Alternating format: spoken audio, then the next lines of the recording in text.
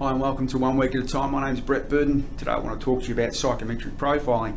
Now you may have heard it called many other things like emotional intelligence or EQ or behavioural style analysis.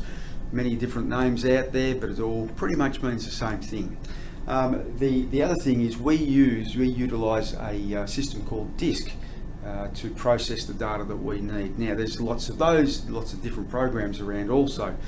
We use this one simply because it is easy. It's simple to understand and to use, but the information or output of the process is quite complex. But all in all, it's a terrific, very simple process to get our heads around, and therefore help our clients understand it much easier as well.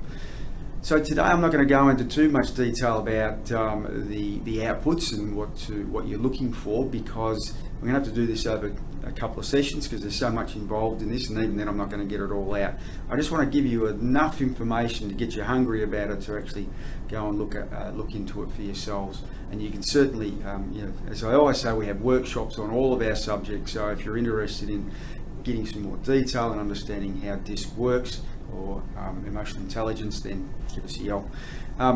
So a little bit of background first of all behind this. The person who came up with this concept originally was a guy by the name of William Moulton Marston, and he was a very clever fellow way back in the 30s thereabouts. He also wrote a book called The Emotions of Normal People, which was a flop because no one really cared about normal people back in the 30s. It did get some traction around about the 60s once people became interested in this whole concept of emotional intelligence. He also was the first person to invent a lie detector. So you can see William had a real intensity about understanding how people ticked. Now, there's lots of stats about emotional intelligence in regards to business and how it can get used or why it should get used, and I don't want to go through too many of them, but there's a couple that I believe are worthwhile thinking about. There was a study done in Harvard University back in '93 that said that an emotionally intelligent workplace is going to be 300% more efficient and effective than one that doesn't use this process. So there's something in there. If you own a business, you'd certainly want it running as effective and efficiently as you can get it. And there's also another stat that says 67% of challenges in a work environment are caused by differences, as in different communication styles and just really not understanding each other. So it's once again, this is where DiSC comes into play. And I don't know how true those stats are, but with the work that I've done with DiSC over the last, since I was 25 thereabouts, I believe those stats. I think they're very close to the mark, if not conservative. So it certainly works for the businesses that we work with. Now, as I say, can't go into too much detail today, but I would like you to go and do some homework over the week and check into this subject. Try and get a bit of a heads up on what we're going to be doing next week. But the reason we use this, and the reason I'm suggesting you as a business owner to get your head around it, is because of this. When this is an iceberg, you may have seen this slide before.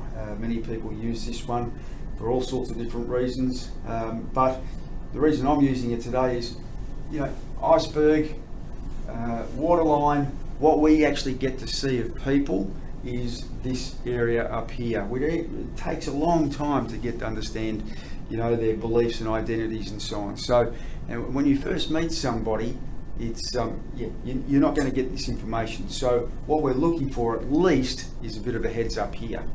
Now, our behaviour determines our actions and decisions. So by understanding someone's behaviour, then we can understand how they're going to act and react in certain circumstances. So as a business owner, you want to know how to connect with your team members. You want to know how to recruit people, the right people for the roles. You want to be able to connect with your clients and suppliers at a level that they actually understand. So by getting to know DiSC, it will certainly do that without a doubt at all. So this is what DiSC tells us. It gives us a heads up. If you do if you did the process of DiSC and went through and filled out the document as we would require, you would get back a 30-odd page document on you.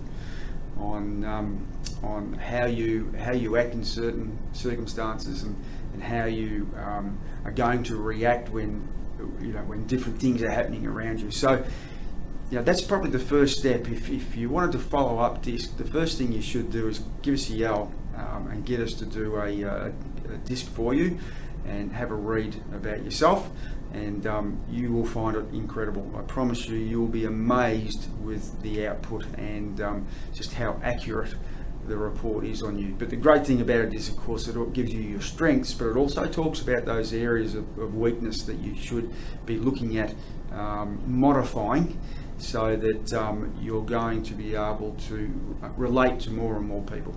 And that's pretty much what DiSC is all about. So that's all I want to go into today. It's probably a little bit rambly, but hopefully next week we'll bring it all together then. Have a great week. Talk to you soon. Please do some homework and look into DiSC and find out what it's all about. See you then. Bye for now.